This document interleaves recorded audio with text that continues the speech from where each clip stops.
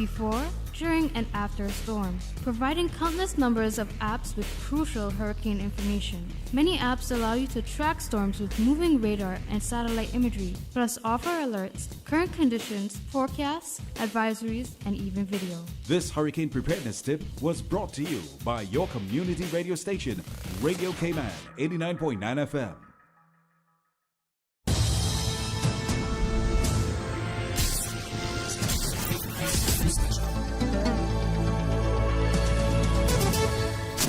Sports Extra on a Tuesday, keeping you informed. We have 10 teams to see this night. Sports Extra Cayman Islands. So a young team full of talent, full of desire to do good things. We've had some success with the outdoor league being restarted.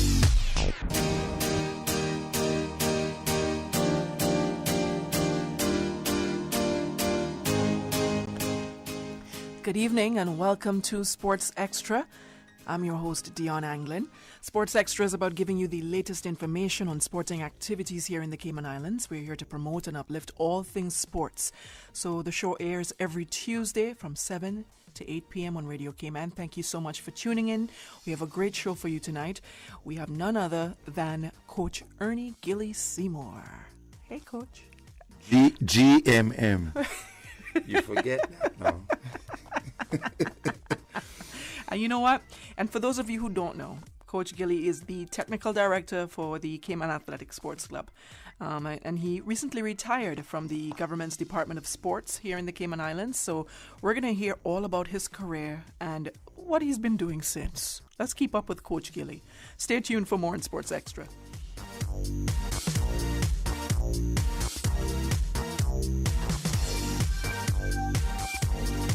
Find out about all the community happenings from non-profit, community fundraisers, church events, and more with Radio Cayman's Community Bulletin Board 3 times daily. Don't be the one to miss out on the latest information for events taking place every day on all 3 islands. Radio Cayman's Bulletin Board, brought to you by UCCI. Visit www.ucci.edu.ky.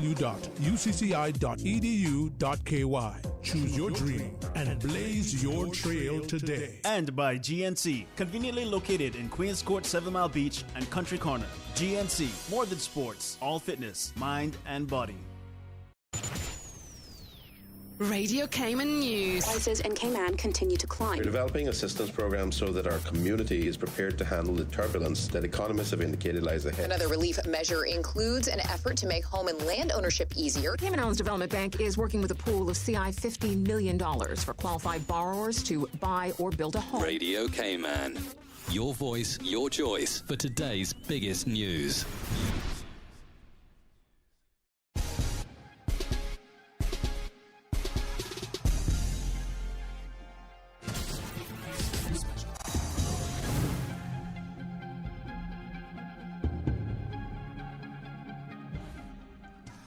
Alrighty, welcome back to Radio Cayman Sports Extra.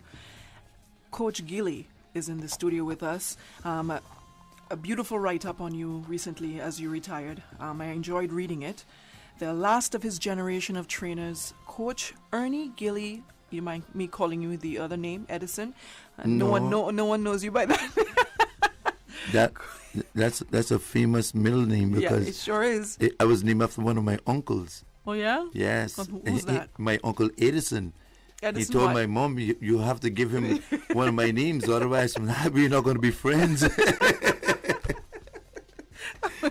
And here you are today. Mm-hmm. Okay, so Coach Seymour, GMM, which is the Gold Medal of Merit Excellence, right, has retired from the Department of Sports following an impressive 26-year tenure. All right, so you're a pioneer in sports recipient. You stepped down, leaving behind a strong record of training youth and senior football teams to league and divisional success. Coach Gilly, how did you do it? Like Nike said, just do it. Let's start by you telling us, how did your love for football begin? You know, the love of the game and how you were introduced to the sport of football. Well, I was introduced to the game of football at a very young age by some of my friends. Yeah. You know, they used to go down to the annex and play around. But those days, most of those boys was at the government schools, and I went to Truthview. So Truthview really didn't play that much football there. So I ended up playing football with my friends, and then they invited me to join the team, which was Rovers in the junior league.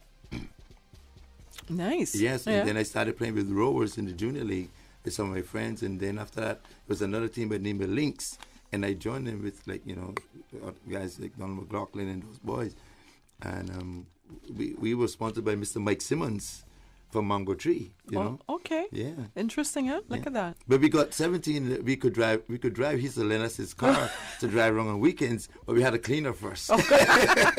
Of course. Got to work for it. And we had to bring it back clean too. Yeah. and we couldn't mash it up. Of course not. You got to work for it. Yes. You know what I mean? Nothing came easy. Not even that, right? What coach made you decide to coach the game? Well, actually, how I got into coaching was my good friend Reynard Moxham. Okay. Called me up one day and told me that some people was by the Annex. They had a young team there that they wanted someone to coach them because they had a visiting team coming to the island. Okay. So I said to Reynard, but at the time he had a sports store.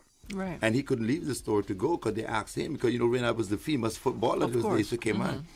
And we were all in the national team together. And we also had a good team by the name of Interpol. So I wasn't doing anything at the time. I jumped on my bike. I had a nice 10-speed bike that I used to cycle on a lot. And I rode down to the Annex. To the Annex, and there I found Mr. Richard Marshall, Miss Christine Guilfoyle, Mr. David Guilfoyle, Mr. Michael Alberga. They were there, and they had this group of young boys there. They wanted us to train because it was a team coming from Miami. Region 191 out of Miami was coming to play Cayman. And I went, and then Winston Hennedog came by to also help. Okay. And when he found me there, he said, "But if you came, I'm gone." So he left. And that means they're in good hands. I got stuck. And then that was where it all begun, right there at the Annex. Nice. I like that. I like that story, Coach. And then I realized later on in my life that I was chosen by God to work with the kids. Yeah. Because somebody was there for me when I was growing up as a kid. So you felt like you needed to be there for other kids. And I saw the need was there, and it was always kids showing up. No matter how tough I was, I've never been to one coaching session that no one shows. Every time I go, someone is there. They still love their coach. Yes, no care. It's only other people have a problem with me, not the kids. Yeah. We'll get to that shortly. A few kids might. Yeah, we'll get to that shortly, Coach. But, after like a quarter century of training and conditioning players, what would you say are your top 3 accomplishments in the sport of football? My top 3? Yeah. Okay. If you have more, you can name it. I don't know. Okay. One was seeing a lot of the boys that I coach making something of their lives. Yes. And when I meet them, they tell me their success stories. They're telling me if it wasn't for my coaching, they would not have achieved what they achieved. Right. Some of them even said being tough on them helped them to be tough on the jobs that they have. For example, I told you what Chris is a construction worker. He said by training helped him to be tough in the construction world. No, he's an entrepreneur in the construction world. Yes.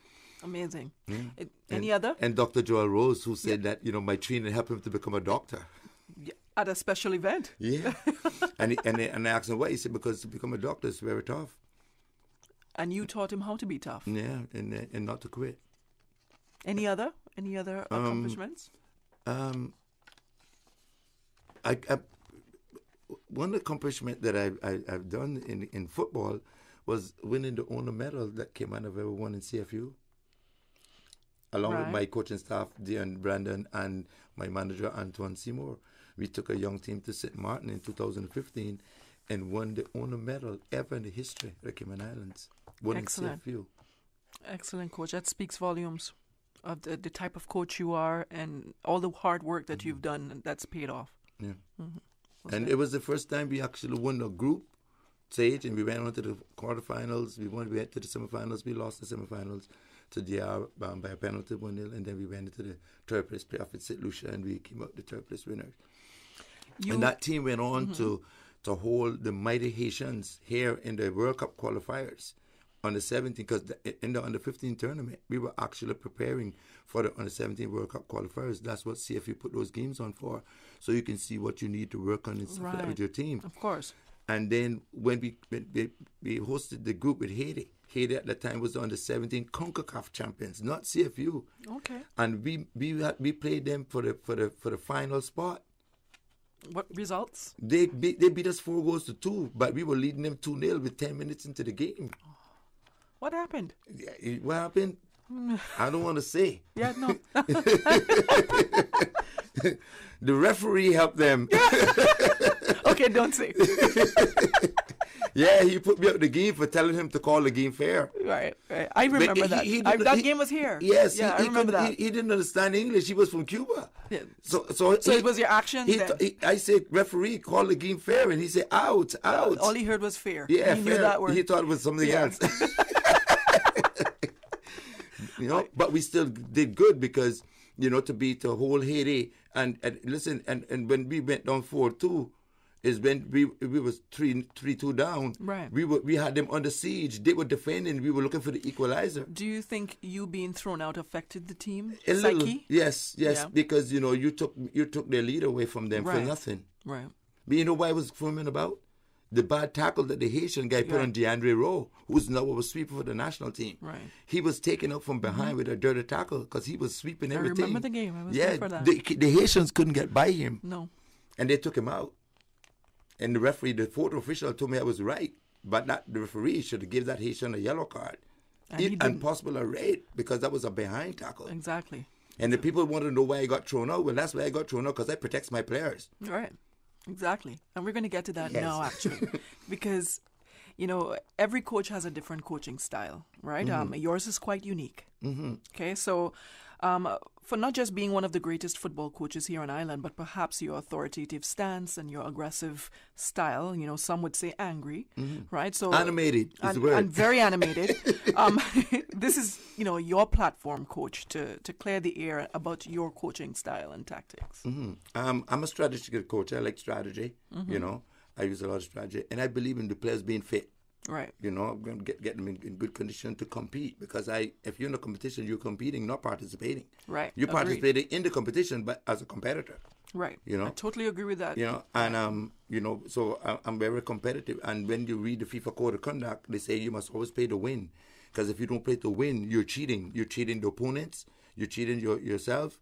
You're cheating the referees. You're cheating the spectators. What's the purpose of competing if you're not there to win? The purpose of playing any game is to win. People say, all you want to do is win. But if FIFA's saying you must play to win, because I could throw a game. Mm-hmm. I could play to lose. Clubs got fined. People got fined for throwing games in the world, So FIFA calls that cheating. Right. So who doesn't want to win? If you're just playing a friendly game with your friends, even a friendly game with dominoes, we want to win. I'm competitive. I want to win. So why is people talking about we don't want to win? Right. If we got this thing with Cayman, we just want to participate. We want to win. I hear that a lot. Everybody wants to win. Yeah, I hear that a lot with a lot of coaches that come in. I'm not sure if they mean what they say. Sometimes some people don't understand the importance and the power of their words when they say, we're traveling to a tournament to participate in. I'm like, no, you're not going to participate. You're going to compete. Yes, it's a very different. It's a psyche, and you have to train the children to. You have what Shelley Ann Fraser said. She said she's 35, but she loves to compete. Yeah. She's a competitor. And she won the gold medal at 35. She says, "It's God in me. I'm a competitor. I'm a competitor."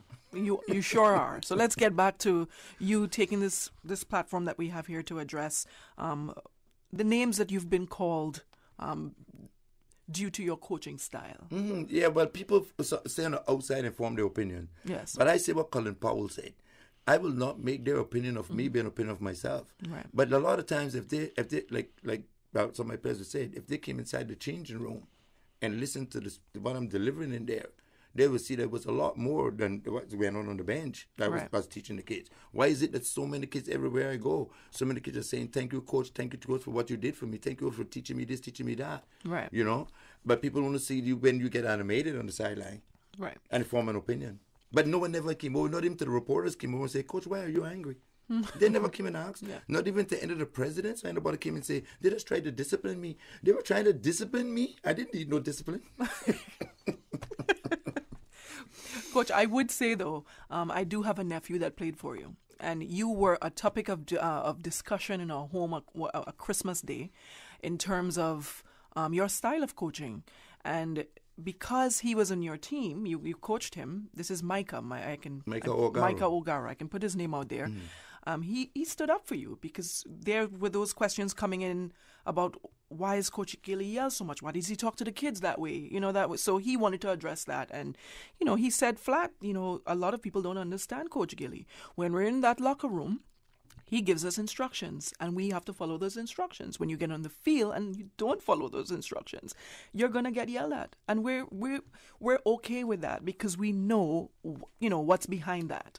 Well, the English FA calls that the command style. We call it yelling. We call it hollering. Yeah. And it makes it sound so horrible by saying those words. Yeah. But why is it that the English use the command style? The English coaches uses the command style. Guardiola uses the command style. Yeah. Clough uses the command style. So Alex Ferguson used the command style, and they were all great coaches. Ancelotti for Real Madrid uses the command style. Right. The parents use the command style. Do you think your command style is a little more aggressive than normal, or do you think sometimes when the players start to challenge you, you have some players that challenges you back and they want to fight you and they want to bring a fight to you. That's when you have to stand up. Yeah, I will stand because no player is going to bully me. Right, agreed. I'm not bullying him. I'm trying to help him. I was taught by the FA that my job is to help enhance the performance of my players. Yeah. So if I'm trying to help you enhance your performance, and then you fighting against me, and then you taking it as something like I'm putting you down, right. And then you want to fight me, I'm going to defend myself. I'm not going to let no boy beat up on me unless it goes with a fight. And most of your criticism probably comes from parents, I assume. Yeah, because they stand outside, and some of them never give no time. They don't come to even listen to when you're talking to them. When you're having lectures in the room and stuff with the kids about the game and what they should be doing and stuff. Some of them don't come around. Some of them just come and drop off the kids, and when they come to pick up, they blow their horn. Right. The kind of kids that we coach with, we don't see parents hardly. Right. It's fortunate that some of these other clubs are so fortunate that they don't have to worry about those things. Like Coach Carl told me in Miami. He said, Coach Gill, when I go to coach a team in Miami, I don't have to worry about them reaching to the game because all the parents bring them. Right. But here, I used to have to go and pick up players after the. I'm still dropping players home after practice. Yeah. I'm still dropping players home after in my brand new Kia. They says, Coach Gilly, you sweating up the Kia, you stinking it up. I said, that's okay, they're my players. That's what I bought it for. Yeah. And when I done, I can clean it and speed it up on Friday, and we can go out on the road. I'm laughing at you with your brand new Kia. All right. Coach, okay, so everyone knows, we're going to get back to that, but everyone knows you, Coach Gilly, the man on the sidelines, of course, relaying instructions to his players, but tell us, Coach, who is Ernie Seymour? Who is Ernie Seymour? Yeah, who is that? We know Coach Gilly. Who is Ernie Seymour? Well, Ernie Seymour is... you see how silent he got? Look how peaceful he got. Well, there's a difference. Well, if you're talking about my work, I'm everything that a person needs to be in life to a kid. Right. Teacher, counselor, friend, educator, criticizer. I mean, you name it. Every role that is possible has to be played. You play in a child's life when you coach them. Off the field. Off the field and on the field. Off the field and on the field. Yeah, because off the field you play a big role.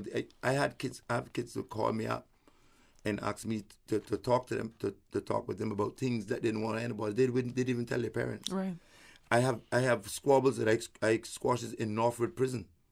Where boys calls me from Northwood and say, Coach Gilly, we need you to settle this argument because we're having a dispute here about something, and you know the answer. Right. And I would say, okay, now I don't want you guys fighting. Come on now, and I'll help them out and I'll calm them down. So, right. I did a lot of work in the schools. Helping in the education system as a help. Well, what should I say?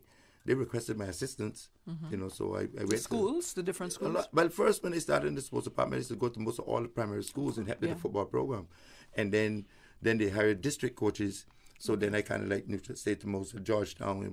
And then Jeff said to me, Jeff Webb, he wanted me to target Georgetown primary. Okay. And I said, Jeff, why you wanted me to target Georgetown primary? He said, because he said, Coach, some of our best footballers come from Georgetown primary, and when Georgetown primary won the last Champions Cup in primary school football with Mike and them, and your nephew Joshua O'Garo. Coach Gill was the coach. Georgetown Primary has not won the Champions Cup since. Right. It's true.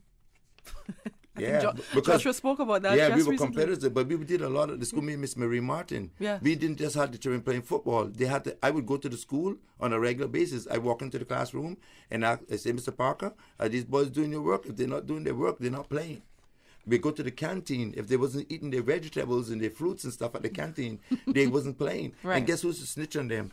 The ladies at the canteen. Ah. And guess why the ladies at the canteen were snitching on them? Because they wanted them to play. Of course. They want them to win. And they were their biggest supporters on exactly. Saturday morning. The ladies from the canteen was by the field cheering for them. Yeah. They were their biggest supporters. So they had, I had no loopholes. We had every loophole brought me, Miss Marie Martin, you know. You spoke a very important name there.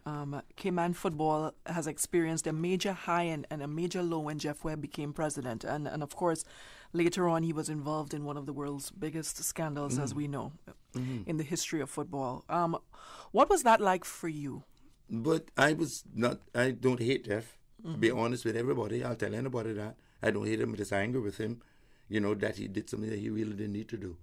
Because he had everything else going for him. Right. And for football. And he was from our little island. I would say from the two islands we came in Jamaica, because that's where his two parents came from. Right. You know, and he was representing the Caribbean well. Exactly. You know, and he didn't need to do what he did. And the money should have been spent on the talent that we had. Because the most talented players that we had come from humble beginnings. And what they needed was support. They needed funding. But a lot of those boys, we lost them. Some has died. Some is in Northwood prison. Some just doing nothing with their lives because we never spent the money on them. Like what they do in other countries. They take those boys, they spend money on them, and they turn them into millionaires. Right. And that's something that you're saying that we need to learn to do. Yeah. What's your advice for future presidents, CIFA presidents? Well, what we got to do, we got to get the communities back. We got to get the communities supporting these kids. We got to when they're having games, we need to advertise it in the communities. Get the communities back. I don't see much of the local children playing football anymore. They're most at home playing PlayStations. Right. You know, because there's no funding. That's what they're competing with. Because there's not much funding into the local programs. The programs that's doing well here is the top clubs. Like I mean, I can call the names like Academy 345. They get a lot of support. They get good funding because of the kids they have involved in their program. They could even afford to bring in foreign coaches to coach their kids. Right. But the little local kids don't have that. Right. But what we need is fun. I've been taking out of my pocket for many years feeding people children, and today I don't have a big bank account because of it. You know, I was doing more than what Jeff and them were doing. Jeff and them was putting their money elsewhere, but I was putting mine on the kids. I shouldn't have been spending so much money on them. You mentioned the club academy. What's the difference between academies club, you think, and why they're getting their kids on that, you know, that sort of attention pertaining to the other clubs in CIFA? They get good funding. From whom? From the private sector, possibly the government too. You know, because the government still was helping funding some of those clubs, and they get good sponsors, and our programs suffered a lot, our local program, and those programs will also run under the ministry because we attach our football programs to the after school programs to the ministry. Right. You know, like Coach Uda in West Bay, me in Georgetown, Coach Albert in Bondown, there in the East End. You know, and we but you know. A lot of times when we asked for more funding to keep the boys out of trouble, keep them going in the right road, we were given a bag of excuse that we didn't have no money. And then all of a sudden, the FBI found Jeff with a lot of money. Yeah. And his friends with a lot of money, but they never had no money. They didn't need to give us all of that money. $1 million could have done us good. Yeah. But you know, it was something done years ago when FIFA was asking for, I don't know if you know about the $3 million plan. No. Because Jack Warner and them was on board with this. Bermuda was one of the few countries that did it. The FIFA said, we'll pledge $1 million for 4 years. Okay. They were asking the private sector to match them and the government. Okay. That would have been $3 million on the football. Right. Only Bermuda and a few other countries did it. And they got success. We never did it. We never did it. I know we didn't do it because the private sector didn't come on board with $1 million. And through that, you know what we got today? We had a lot of boys broke out. They like the wild chickens. They went wild. They got loose, no discipline. They went all over the place. They got in trouble. They start pulling guns. They start warring over this. Because they didn't have no other ways of making money. They were talented footballers. You know what I saw happen in our primary schools at graduation? The kids are graduating, and you got kids saying they got 5, 6, 7, 8, 9, 10 subjects. And then you got a boy comes up and they say football. Or they got a boy come to say cricket. Mm-hmm. So everybody laugh. Everybody laughed. Said all he did in school was play football. But if he was a talented footballer, why we didn't spend money on him to carry him to the top level so that he could make money off of football, like Lionel Messi, like all of the great footballers that came from humble beginnings. But why do we laugh at a child that communicates through sport? But you know something? Sometimes parents, other parents was the biggest. Now with that, they like to make fun of other people's children. Then to get upset, but he was a good footballer. Yeah. He represented the school well. He won trophies for the school.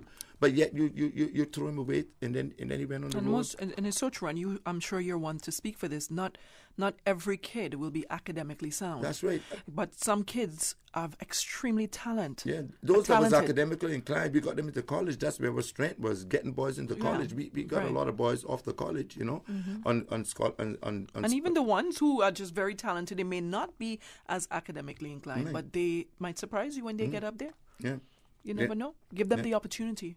Yeah. Let them give them the opportunity to fly. Yeah. Ronaldo from Brazil was given the opportunity to go in and play, and he ended up becoming a millionaire. Now he's the owner of a big club, one professional club in the world. He's the owner, you know, and he was a poor boy. Yes, Ronaldinho came out of one of the poorest favelas. You know what's the favela? In Brazil, they have favelas. These poor slums. Mm-hmm. And Ronaldinho came out of one of the poorest favelas. Tevez from Argentina came out of one of the poorest favelas. But look at him. His friend, who was a better player than him, stayed in the favela. And he died because he went into drugs and stuff. Right. And he got killed. Tevez went on to Europe and things like that and became one of the greatest players and made a lot of money. Out of all this that we're discussing here, what would you like to tell, based on what we're discussing, what would you like to say then to the Cayman Islands Football Association? The Cayman Islands Football Association is not the executive. Right. You see, we always mixes that up. Mm-hmm. Our people, just like when we put in the MPs, the member of parliament, not as MPs now, right? Right. Yes. Mm-hmm. When we put them in, people call them the government. Right. But they're not the government. They're only the representatives of the government. The government is the people. Right. So in the Football Association, it's the same thing. We put in the executive members and we call them CIFA. But CIFA is also the clubs. Right. With their players and their members. So when you blame anything on the Football Association, the clubs can't point at the executive. Right. You got to point at the clubs because it's the clubs who vote them in. Right.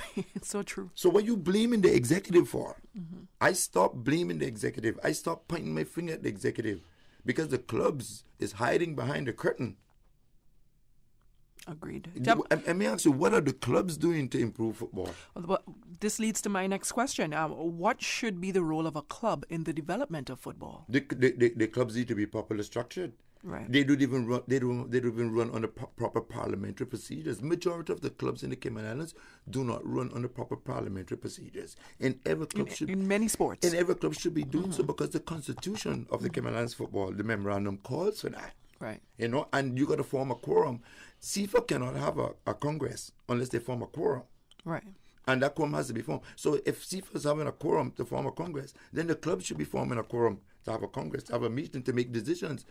You can go out there and you can ask majority of them. They don't have meetings with their members. I know because I have a club. I've been in clubs. I know. Right. And they can't tell me that they do because I asked the players. I went around and questioned the players, and a lot of them tell me they don't even know anything about a meeting. They only meet when they got to play a game or something. Right. But have club meetings to make decisions and stuff like that. The clubs them is the biggest problem. They need to be structured better. And once the clubs then become structured better, the football is back picking up. It's going to pick up. It's going to come back with all the plans in place for the new Center of Excellence and stuff. It's going to come back on board. You know, but the clubs them need to get on board too to be ready for when everything is put in place. Because the president is working hard. Yes. He wants to get things going, but the clubs them need to support him. There's a lot of standing committees.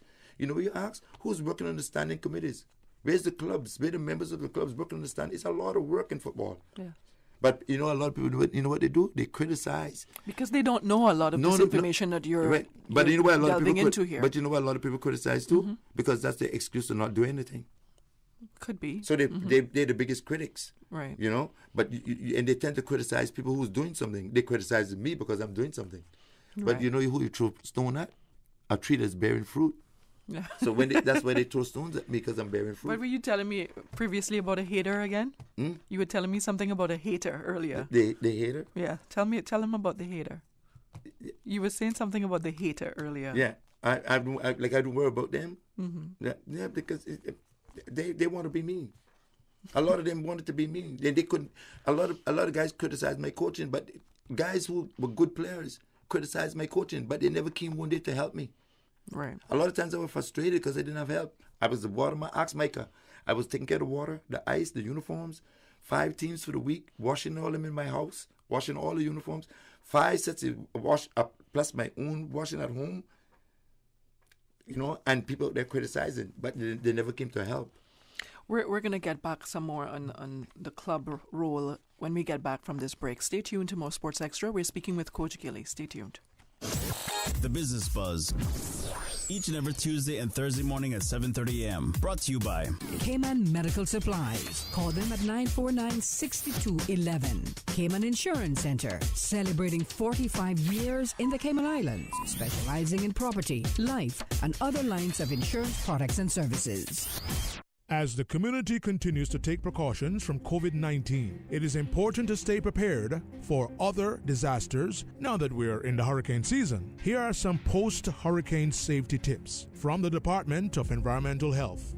Did you know that you must discard fresh fruits and vegetables, meats, foods in canisters, dented, leaking, or rusting cans after they have come in contact with floodwater? For full guidance on post-hurricane safety tips, visit www.deh.gov.ky.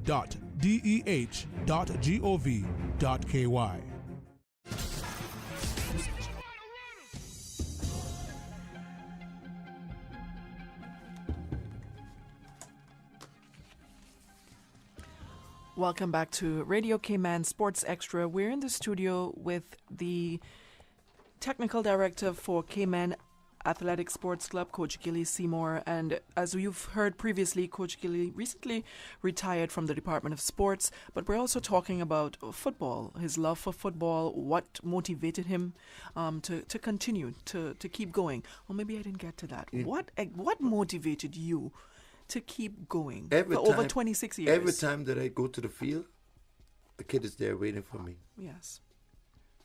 I drove to the field one afternoon. It was thunder and lightning. And as the old people say, it was raining monkeys. And one man was saying, no one's going to come. And then the other man said, Coach Gilly, you have never been to one training session where no kids never showed. Right. And when I got there, one boy was sitting there trapped in the rain, couldn't move. He was the only one there. Everybody else went home. And it's a good thing I went. He didn't have no ride. He was one of those kids who had no parents to pick him up. So I put him in my car and I said, we have thunder and lightning. Because whenever we have lightning, we don't have training session. We can't. We either go inside or we just cancel. And I took him home. And another time I went to the annex to a training session. It was raining the same way. And 4 of my boys were sitting there waiting for me. I've never been to one training session where no kids showed up. That's my motivation. God telling me, the day that you go and none is waiting, then you know that's the day to call it a day. And I'm going to keep on going until I'm not physically able to go anymore. Understood. I'm still working. I'm still marking all the fields. I've been marking all the fields for the international games for the past 30 years. That was when the ladies were playing. I can't remember which team it was, but it was 2-3 months ago. That was my first time seeing you mark the field. And I walked in there. I didn't even recognize it was you because that's my first time seeing you in that element. And I said, what is that guy doing? I said, okay, he's marking the field. But when you stood up and you came closer to me, I said, that's Coach Gilly. What is he doing marking the field? And that's when you were like, you told me you did that every single international tournament. All the international games, even when I was a national coach, even when we were playing against the Haitians, I marked the field before I went back to the camp. Nice. I went up in the morning, marked the field. That's how passionate you are. That's how much you love the game. And the field has to be marked to FIFA standard. Exactly. Because they have an inspector who comes and inspect that field. And if that field is not ready, that game don't play. They have not failed me But yet. you're not the only one that can mark the field. You just love doing it. Other people, Coach Albert used to help me. We used to Right. work together. But when he started having problems with his legs, he kind of took a break from it. Okay. But him and I used to do it for many years, me and Coach Albert. And then we uses the boys from our program to come along to help us as helpers. Okay. Our best helper with marking the field was a guy named Jerome Graham from Bontown. His name was Bird. He died. He dropped down on the field. He died. I missed him. I cried like a baby because he was the best helper I had. He passed away on the field. Yeah. Okay. Yeah. Playing or he was at practice and something happened. Yeah, this was a story happened couple of years back. Man. Okay, the young man. Yes. Yes. Man. Okay. That's I know why who they you're have talking about. this shirt. Remember that shirt with the number 15 was his number. Well, Jerome Graham. Whenever I went to mark the field, he was always ahead of me. Yeah. I always tell Coach Albert, all the boys He that was help a us. wonderful young man. My sons are good too. Jamal and Shamir is good and helping, and Coach Albert's son also. But Jerome was the boy. Yeah, he was a good boy. Yeah. Really good boy. And like I said about the field marking, it's very technical. You got to make sure all the measurements are correct. And when the inspectors inspect it, if it's not marked to the standard, the FIFA standard, the game will not play. And they have not failed them yet. Never. Okay. Never will. That's good to know. So, other than your club, of course, what other programs do you admire on Island? The track and field? No. But other programs? Football programs. You mean football programs? Mm-hmm. Other than your Cayman Islands. Well, I'll be honest with you. Any program that works with the youths, no care whether it's 3, 4, 5 Academy, any other programs that has youths involved and people making a contribution to the because it's the children, they're the future. We have to pass. Someone was there for us, so we got to be there for them. We got to pass the baton on to them. So any club that works with youths, I support their program. How many functioning clubs do we have now in the Cayman Islands? Yes. And okay, let's start from West Bay and then we move to East End, right? All right. So in West Bay we have Scholars, we have Elite, okay, we have Future, okay, and then we come to Georgetown. We have, well, we can say we have 3, 4, 5 now too. You know, they're now. I think they're out of West Bay, but they're our club now too. And then we come to Georgetown. We got Academy. You got Cayman Athletic, you got Sunset, you got Ruma, Georgetown Sports Club. We got, well, Latinos was in there. They still have a they didn't have a team. They still compete, but they still got their membership. So Latinos still have a membership. Tigers still have a membership. Prospect United Academy, East End, Bontown. And then we got a new club that's forming up here lately called Fusion. That's a new club I think I heard of Fusion. Fusion, they got a girls team. I think I covered all the teams. We had Alliance also. You still have Alliance? Yeah, they still got their membership. Okay, so that's 1, 2, 3, 4, 5, 6, 7. And then 8, we got 9, Cayman 10, Brack. 11, 12, 13, 14, 15, 16. And then we got Cayman Brack. And Cayman Brack will make 17. And it could possibly be more. I think if everything is one more, but I don't think I'm missing any. And I think I got most of them. And out of this 17 clubs, how many clubs have fallen out of the association? Of the leagues over the years, yeah. Over 40 odd clubs have crumbled. Over 40? 40, there's 40 and more. Because there's some others that I didn't put their names down. We were talking about it at the Congress the other day. Wow. But over 40 something clubs folded. What's the reasoning for that? The same thing happening in some of the clubs today, lack of structure. Right. And when you don't have people, structuring it properly. And then another thing, we don't get enough volunteers to come and work in these clubs. We just have critics that stand outside and criticize but don't come and help. Always, a lot of times the clubs are folded because of lack of personnel, lack of help, to do things. It's a lot of work. It is. And kudos to you and to all these 17 clubs that are still afloat. Yeah. Yeah, that's pretty good. What I wanted to ask you this, and this is going to be a fun question. Would the national team that you competed on, would that team beat today's national team? Oh, yeah. Oh, yeah? You think? Oh, yeah. They couldn't handle us. Why? We were skillful and we were fair. These boys nowadays don't like to do physical training. The football is built on 4 pillars. The physical, the technical, the tactical, and the psychological. Right. And you see, the 2 P's is our biggest problem here. The 2 P's. Okay. The physical and the psychological. Psychological. Because when you're not physically fit and strong, psychological affects you. Right. Because that's when the Greeks created the Olympics. They talk about strong body, strong mind. Right. So the fitter you are, the more strong you are mentally. So imagine the Germans and the Brazilians are dominating football. And the Italians, they win 4 or 5 World Cups, and they're still using psychologists. And they're world champions. So just to show you how important psychology is. Because sometimes your players lose the game not by not being physical or prepared. It's just by mental saying that the other team is going to win. Right. You know, and like I said, the physical part of the game here, the players nowadays is what we call proto footballers. They just like the little skill training, and they like, and the coach, they give them the little nice fancy drills, but they don't like the coach like Coach Gilley, who's going to say, we're going to hit that 7 Mile beach and we're going to run that whole 7 Mile beach. But that's what they need, though. Well, that's what I did with the under 20 team, the same under 17 team that was the whole Haiti. That's what I did with the under 20 team. When we went to the under 20 World Championship in Bradenton, and we drew 2-2 with Guatemala. We just lost 3-1 to El Salvador. Right. And we beat Guyana for the first time 3-2. And we lost the game to Curacao 4-2, right? But the CONCACAF people told us that we exceeded all of CONCACAF expectations of us, because El Salvador and Guatemala is 2 founding members of CONCACAF. Right. Because when CONCACAF was formed, it was formed by 5 countries, and El Salvador and Guatemala. So when we drew 2-2 with Guatemala, it was in the day Coach Chung, my mentor, passed away. Okay. And when Lee Ramon, my assistant coach, Lee Ramon and Colin Duggerow from Scholars, when they got news to tell me, and they didn't know how to tell me, they said to me, Coach Chung died. Well, I died too. Mm-hmm. I just went into the changing room and I didn't want to come out. And I told them they had to coach. And they said, no, Coach, you can coach. And we're going to support you. And I said, Lee and Dougie, I can't. Coach Chung died, I can't. And they said, no, you're going to do it. So I said, well, okay then, I'll do it if you all ask the people in Bradenton. This is the IMG Academy in Bradenton, right, where they have all the tournaments. Tournaments, yes. I said, just ask them to do a minute of silence for Winston Chung, because he played a big role in CONCACAF and CFU football.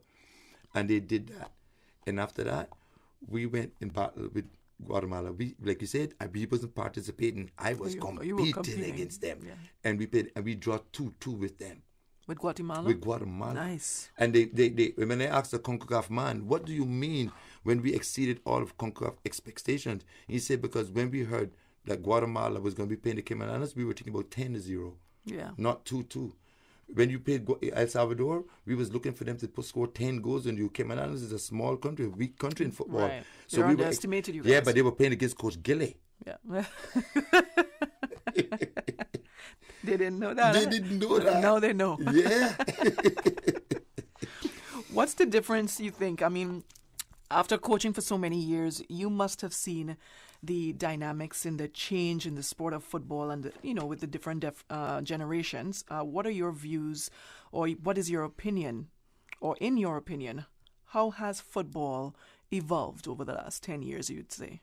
Well, our football is kind of in terms of the competition level. Yeah. Instead of us going up, we went down. Mm-hmm. Our levels dropped, and then it was a stigma, and that's when all this thing happened with Jeff and everybody. That kind of threw us off for a couple of years. That threw the monkey wrench inside of it, and that kind of started us for a little bit, because we were really doing good at the time. Yeah, we were. We were getting on the map. We had hosted the under 15 CONCACAF Championship, and we was ready to host it again. Right. When this happened, and then CONCACAF took it away, because Brazil was coming in, England was coming in. I remember. We were going to have a lot of good teams coming in, and that was good for our football, for the development of the football.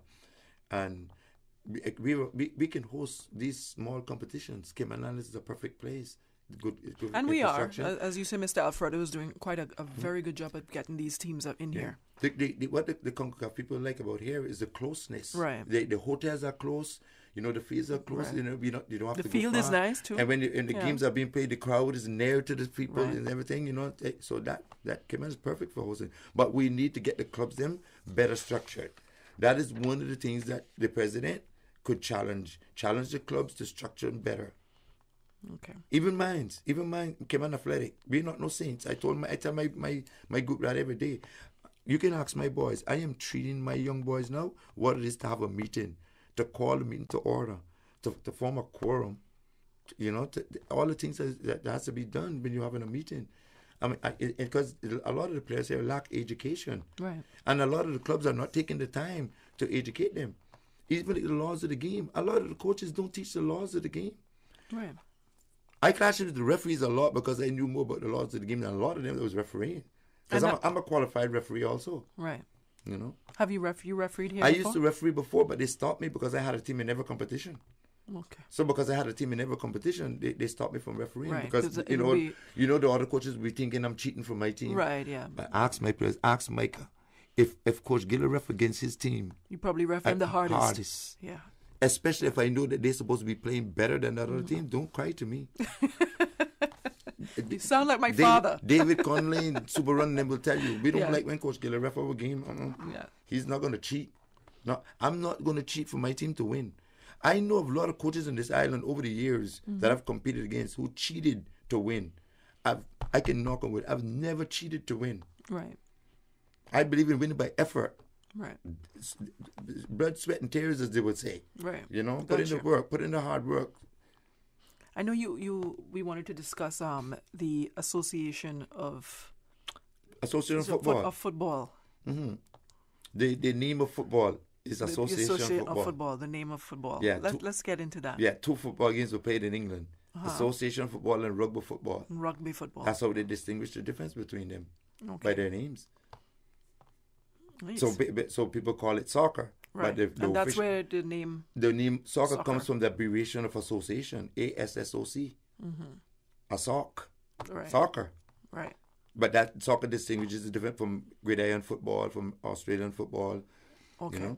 But officially, it is association football. Okay. And the laws was written at Cambridge. What is association football?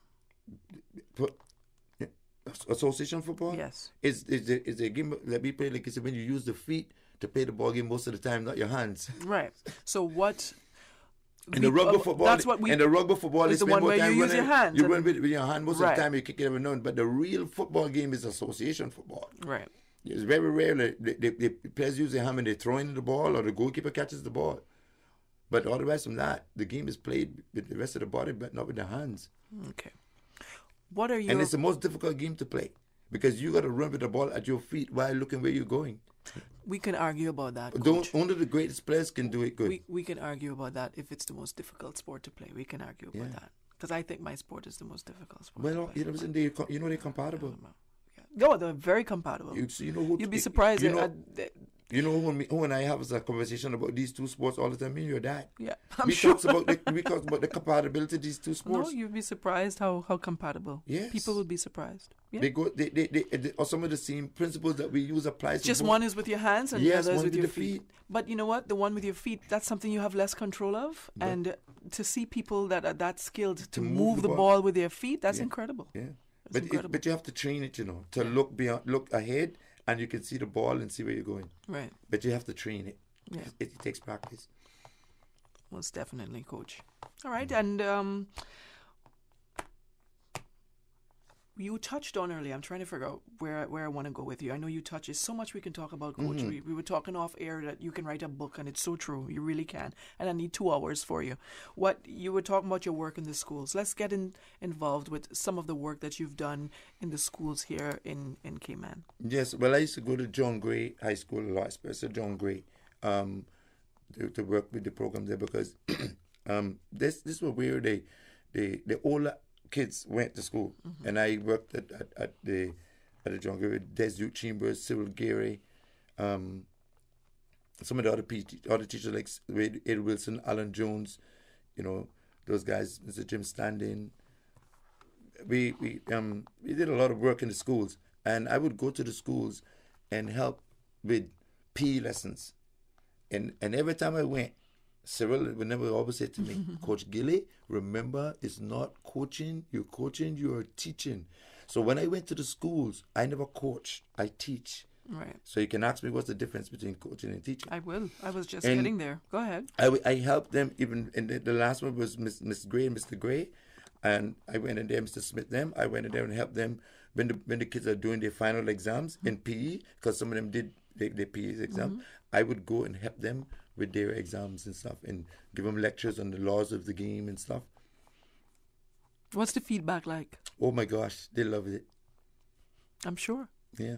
I introduced the laws of the game thing to Miss Gray one day because it was raining, and she said, Coach Giller, what are we going to do with the kids? Because it's raining. I said, well, we can take them inside. We can go to the blackboard. Yes. So that's the same thing I do with my program. If we get caught with lots of rain, something like that, I take them inside. Or if it's a day it's raining too much, we can go inside. Because a part of coaching is also on the blackboard. Right. You can ask Mike about that. Yeah. Of course, no, man. It's true. It's true. It's where we spend the majority of our time at practice was on the blackboard. Yeah. You got to go there. And some players don't like it because they don't have the time to pay attention to the details, but it got to be done. Are you having this situation, this problem with the sport of football as well, where kids nowadays, they just want to be that professional player? So they want to become Ronaldo quickly without doing what the hard work that Ronaldo put in to become what he is today. It's called behind the scenes. Yeah. That's why I tell them all the time. Yes. Even the musicians that you are listening to their music, you hear that song and you like that song, beautiful, but they spend a whole year, more than that, probably, trying to put that together. You know, and it's behind the scenes. Everybody talks about these world records that Usain Bolt set, the world record that Shelly Ann Fraser and them setting. But you got to go behind the scenes and see the work that they put in behind the scenes. What do you say to your athletes with discussions like that you're having with them? What are you saying to them to help gauge them back to the basics? Mm-hmm. In terms of getting physical, well, it's a slow process. You need, when it comes to physical, especially the kids nowadays, they don't like physical training. Yeah. And so you got to feed it to them slowly. No, the kids nowadays, Coach Gilly, want to do everything quickly. They want to get there quickly. Microwave. But we call it the microwave time, you know. Yeah. We don't have no time to cook a nice pot of food anymore. We just want it quick time, you know, and that's killing us faster, you know. Right. As Bob Wilder said, we want to simmer down sometimes, you know. Yeah, simmer down. But yes, you know, like I said, so what I realize now is that I got to educate the charges that I have now. I have to educate them, let them get to understand how the physical thing works, you know, and the technical, the tactical, and the psychological areas, how that works, and how to do it gradually. Because it takes a long process to get in good condition, but you can lose it in one day. Because one injury could throw you out. You got to start all over again. Right. And coming back from injuries is one of the hardest things. And what I noticed in Cayman football, the majority of the injuries on most players happens to the weak foot. Of course, yeah. Yeah. Because that's not the one you're using. They're using it, but they don't realize. They're strong foot. Like, for example, if the kid is right-footed, he's kicking with the right foot. Right. But you know what he's doing? He's standing on the left foot to kick with the right foot. Okay. So he's putting all his weight on the weak foot. Following that's why when the weak foot start to get fatigued, start to get tired, it's very suspected injuries. Okay. So what they do, like in Brazil in those places, they builds up the weak foot. So we want to work on the weak foot. So I encourage this my players, use your left foot, you know. So, right. You know, so you got to encourage them to use that weak foot to try to strengthen it. Right. Otherwise than that, you're going to continue to suffer with injuries. Okay. Well, it's almost time. And I wanted to touch on some positive things that a few of your fans were saying, parents and fans of the game itself. Someone commented on our Sports Extra Facebook page when, of course, we posted about your retirement. So they said, Coach, you are indeed a special gem. It is a blessing to know you. Thanks for your contributions to John Gray High School PE department in helping to prepare our students for the practical aspect of football for CSEC requirements. Your willingness and dedication when called on for your expertise will always be treasured. In summing up, the retiree's impact, Assistant Director of Sports, Mr. Flynnbush, I love what he said, Coach Gilly's most lasting legacy, and one which the entire department can take pride in, is the difference he made in the lives of some of the less advantaged kids. Right? Coach, how does this make you feel to hear, people say these things about you? It It's very touching. It's, I guess, emotional. I'm a very emotional person. Even though people see that tough side, there's that other side of me too, which is that soft side. Most time when you see people like you on the sidelines, that's very, that you see that angry side. Most time it's because they're very passionate people, and you can take it to that level. I felt it, and I knew I was in a lot of those boy situations sometimes in my life too. Right. And I know what it is, and what makes me feel good. Like I said, I don't have $1 million in the bank, but what makes me why I'm rich, I'm a millionaire, is that everywhere I go, even to those kids that I was tough on, everywhere I go now, they're thanking me for everything. I stopped by Power Supply the other night, and it was pure young people inside there, and they were all over me. Yes. Everybody was there in there. Everybody was hugging me, kissing me, loving me up in there. If you went there, you would say, oh, no, that's not Coach Gill in that club. Mm-hmm. And that's something that I said God chose me. I was a chosen one, and I have no regrets. What are you doing now that you're retired? I'm not retired. I only retired Well, you only retired from the Department of Sports, right? Okay, so you're still coaching. Still coaching my club programs, and I also assist with the Red Bay Primary School. I have taken on the Red Bay Primary School team now. I'm going to work with them because I wanted a different challenge. Like I said, I was at Georgetown for 16 years. Okay. But Red Bay is still Georgetown. So because my son was there at Red Bay coaching for years, I attached myself to that school, and that's where I'm going to be doing some work now with Red Bay. And also I have my under 11, my under 13, my under 18, under 23 program still going on, and my men's first division team. We were thinking about possibly taking on some girls, but only if we can get the personnel. Okay. If we can get women's coaches and stuff to come on board and work with us, I'm not going to do it by myself. And do you have a girls' team? No, we're thinking about forming one in Red Bay. In Red and Bay. We'll probably build it from there. Okay. Why you've never challenged yourself with that before? I did girls' team before. I used to coach Foxes. We won the Women's FA Cup and everything. And I coached one other team. What was their name now? But anyhow, I did coach some girls' football before. But what made me not continue with the women's football is because of the protection of the ladies. Right. Like I said, with all the different protection that comes in now, I wanted a woman alongside of me. Okay. To be in charge of it. Understood. I would assist, I would help, but I'm not going to be the person to coach. I'll help her and stuff like that. So if I can get some ladies on board who can form a team, I'll go with it like that. So I'm looking after a few people that would possibly help out with the Red Bay group, and then we'll take it from there. Okay. What would you like to leave us with, Coach Gilly? What would you like to say before we head out of here? I something I want to say, and that is that whatever I do in this country is for my people. I do everything for the Cayman Islands, because when you're out there competing, you represent your country. Right. And that's why I always says, why is it that the Football Association has to be the sole provider to our national teams who is representing the Cayman Islands? When we competing, we don't compete as Cayman Islands Football Association.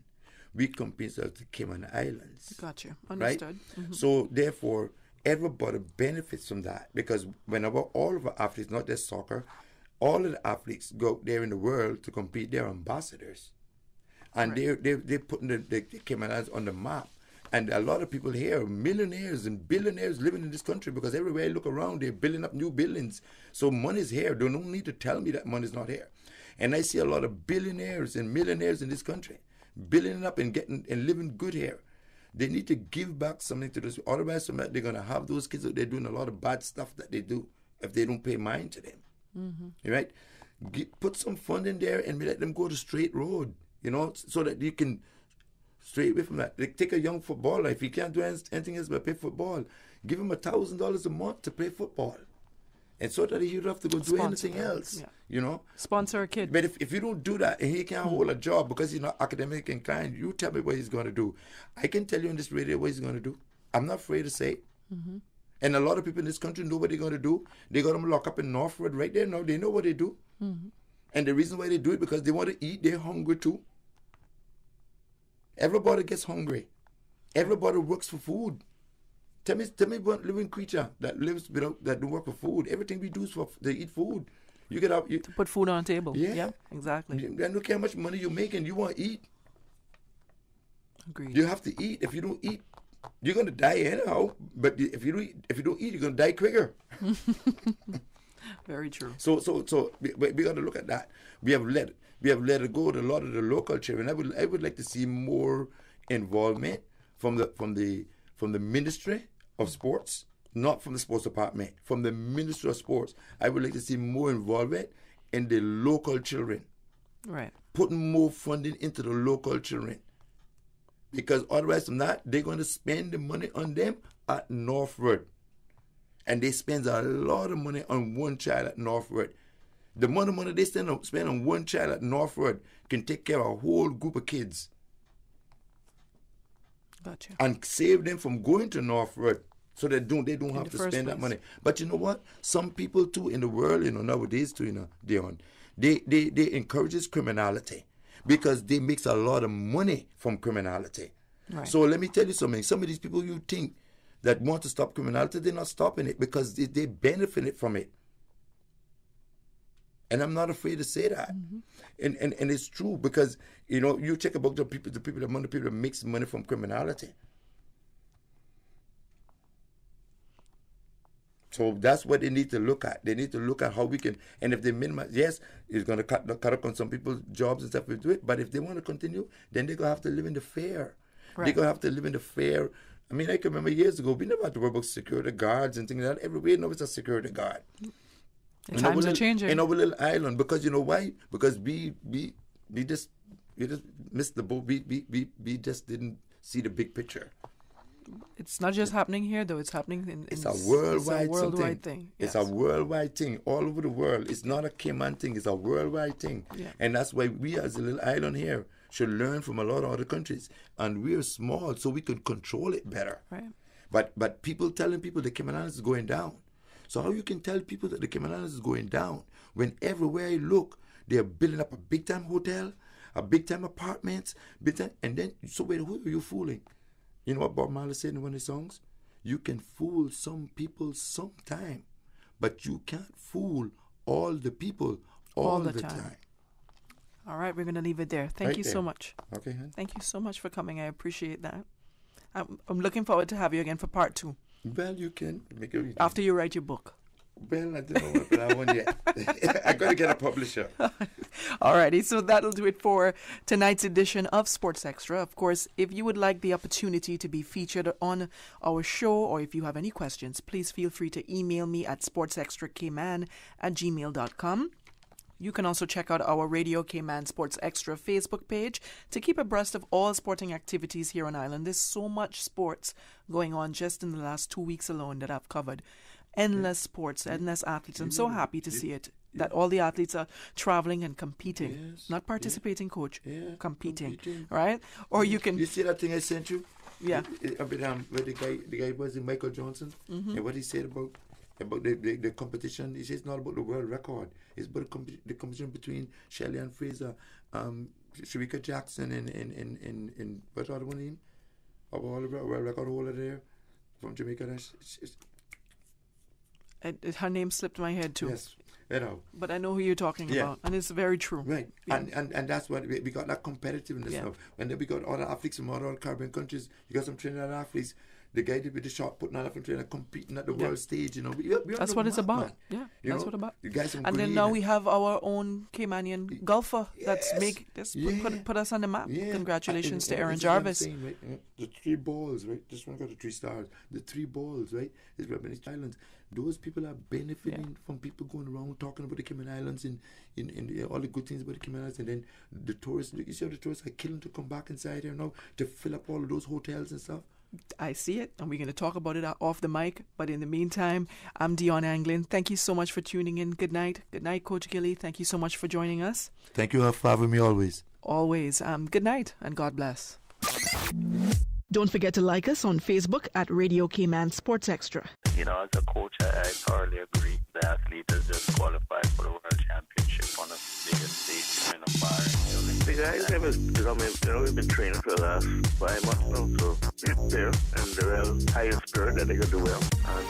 It was really infectious. I mean, for a 4-day meet with 2 sessions each day, that's pretty exhausting, and these kids were just rocking the pool the whole weekend, so